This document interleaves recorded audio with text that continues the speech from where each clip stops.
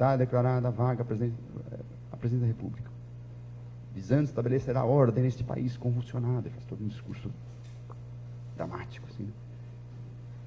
O presidente em território nacional. Veja, ele alega que o presidente havia fugido, mas o presidente estava em território nacional, não havia confirmação de onde o presidente estava, e a informação era que ele estava no Rio Grande do Sul, portanto, é em território.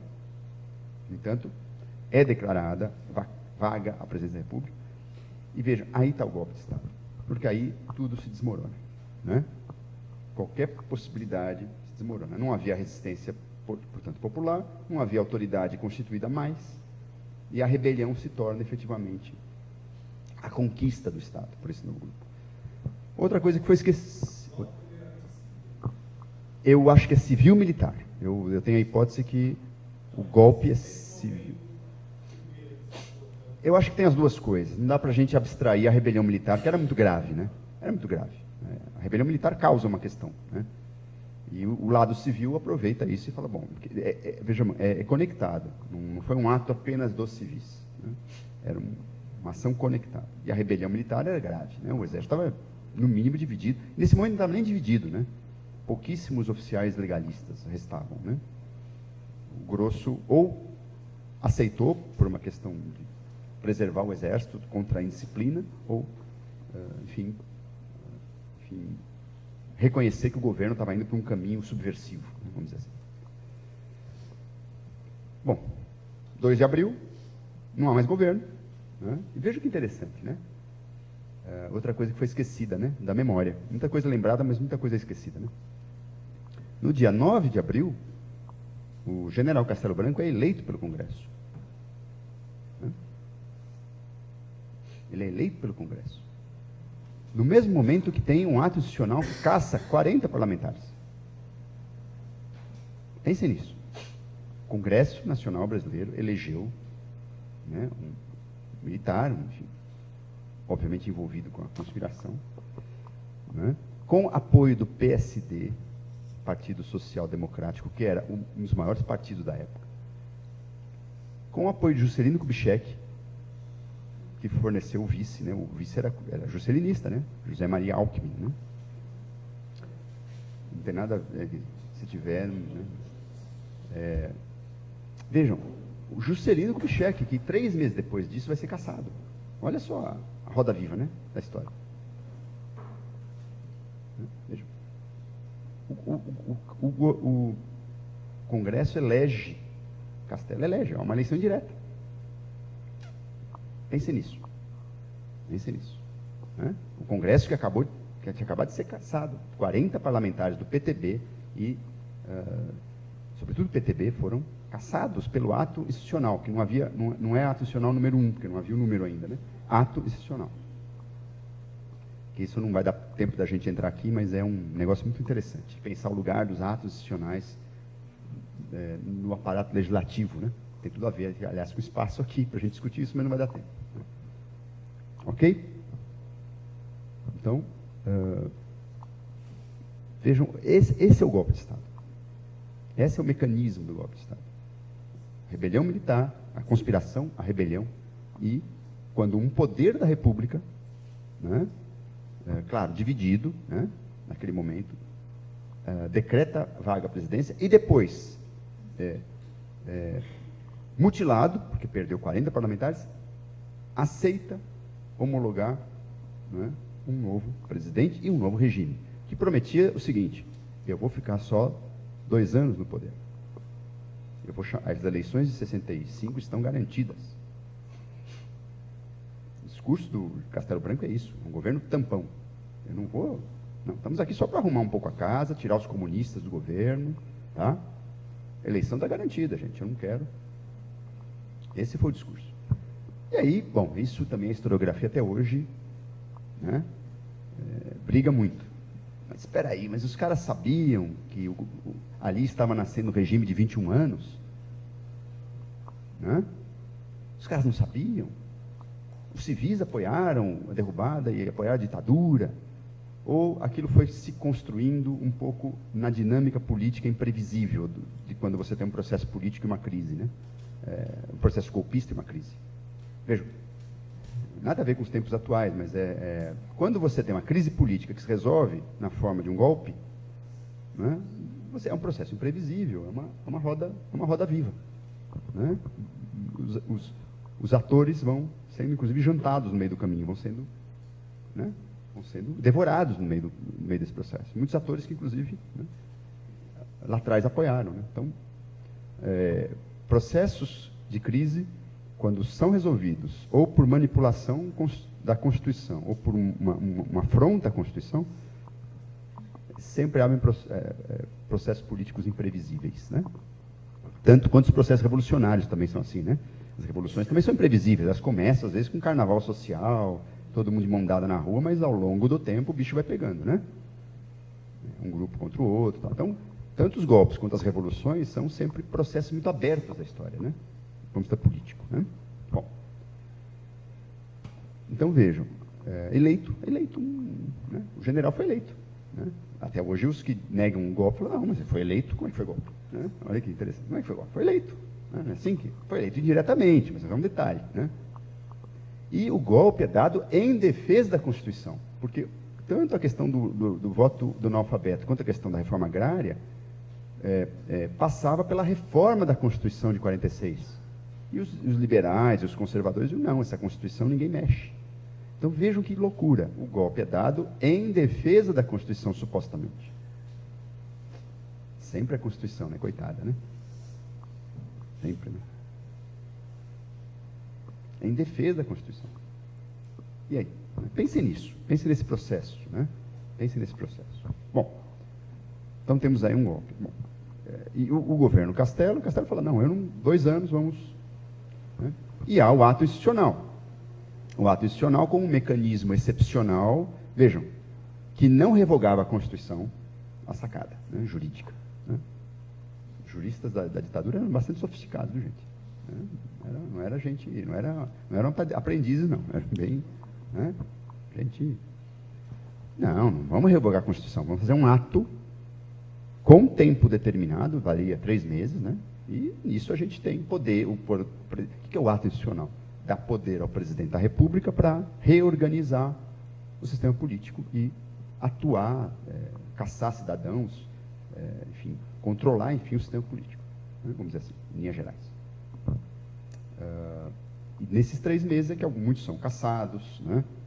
Há processos militares contra, inclusive, muitos militares, né? Aliás, é interessante porque a maioria dos caçados, né? Sobretudo no governo Castelo Branco, é composta por militares. Né? Não é só civil que foi caçado, teve os direitos políticos. Quando eu falo caçado, é uma figura jurídica, né? Ele teve os direitos políticos retirados, né? Suprimidos. Né? Vários, acho que se não me engano, são 3.000 e tantos militares dos 5.000 punidos, né? Nesse primeiro momento. Né? Bom, então, olha, não tem, a Constituição está lá, só que temos um ato. Aliás, no penúltimo dia de vigência, o Juscelino Kubitschek é cassado. Né? E aí fica todo... inclusive, acusado de ter um apartamento, né? Que não era dele. Isso é interessante. Corrupto, enfim, tal. Aí ele cassado, vejam que loucura, né? Ele que, no ato do golpe, é muito ambíguo, o Juscelino, né? Ele fala, olha, né? Vamos tentar resolver tudo na paz social, na conciliação, né? Mas, enfim, o fato é que uma parte do partido que ele liderava apoiou, inclusive, esse processo golpista no Congresso. Olha que contradição, né? Eu sei que isso é um anátema falar de Juscelino hoje, né? Mas uma vítima, né? Assassinado pela ditadura, mas vejam, infelizmente, né, no trabalho de história, a gente não pode ser só chancelar a memória. A gente tem que apontar essas contradições. E não para dizer que ele era bom ou mal, que ele era legal ou não era. Não é essa a questão. Mas para compreender a contradição do processo político. É isso que a gente tem que aprender um pouco a lidar com essa contradição. Porque o tempo todo ela está posta. E se a gente que tenta conhecer a história e tenta atuar na sociedade não entender a contradição, já começamos mal. Porque a gente não vai conseguir lidar, inclusive, com o sistema político, com os atores, enfim. É muito importante que vocês tenham. A ideia um pouco essa é trazer, vejam, como é uma dinâmica política muito, muito rápida. Inclusive, em grande parte, muitas pessoas apoiaram a derrubada de Goulart, achando que o golpe de 64 era igual ao de 45, que teve um golpe militar, teve uma derrubada de presidente e teve eleição. Então, vejam, a memória de 45 está atuando nesse momento também. Bom, para os mais antenados, né, os primeiros sinais do novo regime já demonstravam que era outra coisa. O próprio ato institucional. É interessante que o jornal Correio da Manhã, um jornal carioca importantíssimo na época, que aliás tem 2 editoriais que são fundamentais para derrubar o João Goulart, né? No dia 30 e no dia 31, no dia 31 e dia 1º de abril, Basta e Fora. Olha os títulos. Né? Aliás, se vocês sacudirem a internet, vai aparecer também editoriais semelhantes. Basta e Fora. Né? O senhor Goulart é um ex-presidente, é um presidente que não manda mais no país, né? O país está em anarquia. O Correio da Manhã. No dia 9 de abril, quando eles percebem um ato institucional, eles falam, está nascendo uma ditadura. Né? E o Correio vira uma voz de oposição muito importante. Vejam, né? Foi oportunismo, não foi? Não é essa a questão. Né? Depende até dessa questão. Mas vejam como uma dinâmica muito rápida. E muitas vezes um ato equivocado no momento gera consequências, inclusive, muito graves por longo tempo. Né? Bom, o que é esse novo regime que está nascendo aqui? Né? O que é esse novo regime que está nascendo?